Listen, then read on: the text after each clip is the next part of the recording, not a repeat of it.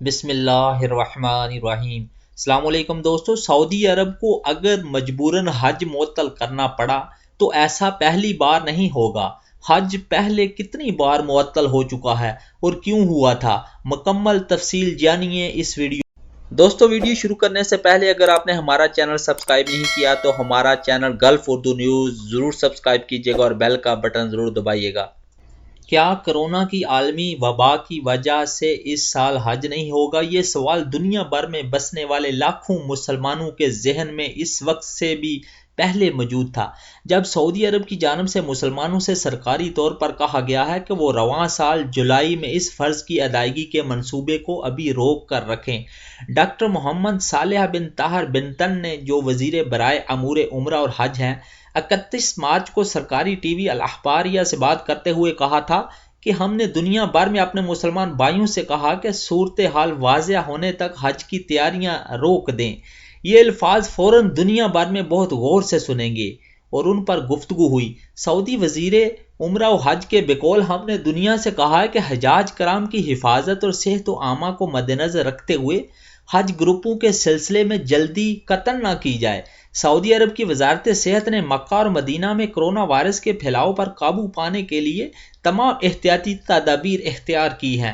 پھر بھی ان دونوں مقدس شہروں میں اب تک کرونا کے 480 سے زیادہ کیسز رپورٹ ہو چکے ہیں۔ سعودی حکومت کی جانب سے گزشتہ ماہ تا اطلاع ثانی عمرہ معطل کر دیا تھا، تمام بین الاقوامی پروازوں کو غیر معینہ مدت کے لیے روک دیا تھا اور مکہ اور مدینہ المنورہ سمیت تمام متعدد شہروں میں آنے اور جانے پر پابندی لگا دی تھی۔ سعودی عرب میں کرونا وائرس کی وجہ سے اب تک 34 اموات ہو چکی ہیں، جبکہ 2000 سے زائد افراد متاثر ہوئے ہیں۔ کرونا وائرس کی وجہ سے دنیا بھر میں اب تک تقریباً 10 لاکھ سے زیادہ افراد متاثر ہو چکے ہیں، جبکہ لگ بھگ 59,000 کے قریب جان سے جا چکے ہیں۔ اس پس منظر میں حج کو معطل کرنے کا فیصلہ ناگزیر اور غیر معمولی لگ سکتا ہے، لیکن حقیقت یہ ہے کہ گزشتہ صدیوں کے دوران ایسے حالات کے باعث جو حج کا انتظام کرنے والوں کے اختیار سے باہر تھے، حج کی ادائیگی میں خلل اور رکاوٹ پہلے بھی پڑی ہے۔ شاہ عبدالعزیز فاؤنڈیشن برائے تحقیق و آرکائیوز درہ کے ذریعے شائع ہونے والی ایک رپورٹ کے مطابق حج میں پہلی بار تعطل اس وقت ہوا جب 930 عیسوی میں خلافت عباسی کے خلاف بغاوت کرتے ہوئے 7 اماموں کو ماننے والی اسماعیلی شیعہ اسلام کی کرامتہ شاہ نے حج کے 8ویں دن پر حاجیوں پر حملہ کر دیا تھا۔ اس رپورٹ کے مطابق کرامتان نے، جو اس بات پر قائل ہو گئے تھے کہ حج بت پرستی کا عمل ہے، 30,000 سے زیادہ حجاج کو ہلاک کر دیا گیا۔ لاشوں سے چاہے زمزم کی بے حرمتی کی اور حجر اسود لے کر اپنے دارالحکومت موجودہ دور کے قطیف فرار ہو گئے۔ درہ کی رپورٹ کے مطابق اس خونی حملے کی وجہ سے آئندہ 10 سال تک حج ادا نہ کیا جا سکا۔ حج کی ادائیگی میں دوسرا خلل 968 عیسوی میں ہوا۔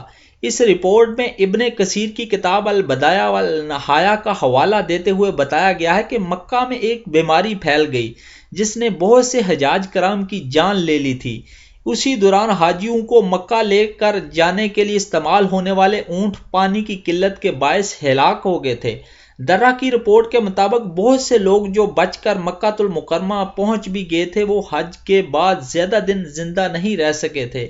اس برس جو افراد مکہ حج کرنے آئے تھے ان میں بڑی تعداد مصری باشندوں کی تھی، لیکن 1000 عیسوی میں وہ اس سفر کے متحمل نہ ہو سکے کیونکہ اس سال مصر میں مہنگائی بہت زیادہ ہو گئی تھی۔ درہ کی رپورٹ کے مطابق 29 سال بعد بھی مشرق یا مصر سے کوئی حاجی حج کے لیے نہیں آیا۔ 1030 عیسوی میں صرف چند عراقی زائرین ہی حج ادا کرنے مکہ المکرمہ پہنچے۔ اس واقعے کے 9 سال بعد عراقی، مصری، وسط ایشیائی اور شمالی عربی مسلمان حج کرنے سے قاصر رہے۔ شاہ عبدالعزیز یونیورسٹی کے شعبہ تاریخ کے سربراہ ڈاکٹر عماد طاہر کے مطابق اس کی وجہ سیاسی بدامنی اور فکرہ وارانہ کشیدگی تھی۔ اس طرح 1099 میں بھی جنگجو کے نتیجے میں پوری مسلم دنیا میں خوف اور عدم تحفظ کی وجہ سے حج کی ادائیگی نہ کی جا سکی۔ سن 99 میں صلیبی جنگجو کے یروشلم پر قبضے سے 5 برس قبل خطہ عرب میں مسلمان رہنماؤں میں اتحاد کے فقدان کے باعث مسلمان حج ادا نہ کر سکے۔ سن 1168 میں مصریوں اور خرد کمانڈر اسد الدین جو کہ زنکیون حکومت کا دائرہ کار مصر تک پھیلانا چاہتے تھے کے درمیان تنازع کی وجہ سے مصری مسلمانوں کو حج کی اجازت نہ مل سکی۔ 13ویں صدی میں بھی حج ایک بار پھر تعطل کا شکار ہوا اور ذرہ کی رپورٹ کے مطابق 1256 سے 1260 کے دوران کوئی بھی شخص خطہ حجاز سے حج کی ادائیگی نہ کر سکا۔ سن 1798 سے 1801 کے دوران فرانسیسی لیڈر نیپولین بوناپارٹ نے مصر اور شام کے علاقوں میں فوجی کارروائیاں کی جن کی وجہ سے مکہ کے راستے زائرین کے لیے غیر محفوظ ہو گئے۔ مصری مصنف بانی نصیرہ کہتے ہیں کہ اگر کرونا کا مرض دنیا میں یوں ہی بڑھتا رہا تو اس سال بھی حج کی ادائیگی روکنے کا فیصلہ غیر متوقع نہیں ہوگا۔ عرب نیوز سے بات کرتے ہوئے انہوں نے کہا کہ اگر یہ فیصلہ کرنا پڑا تو یہ فیصلہ دانائی پر مبنی ہوگا اور شریعت اسلامی کے عین مطابق بھی ہوگا جس کا بنیادی مقصد عوام الناس کی حفاظت ہے۔ انہوں نے کہا کہ قرآن پاک میں اللہ پاک کا واضح فرمان ہے کہ خود کو ہلاکت میں مت ڈالو اور پیغمبر اسلام نے بھی اپنے صحابہ کو وباؤں سے خبردار کیا ہے۔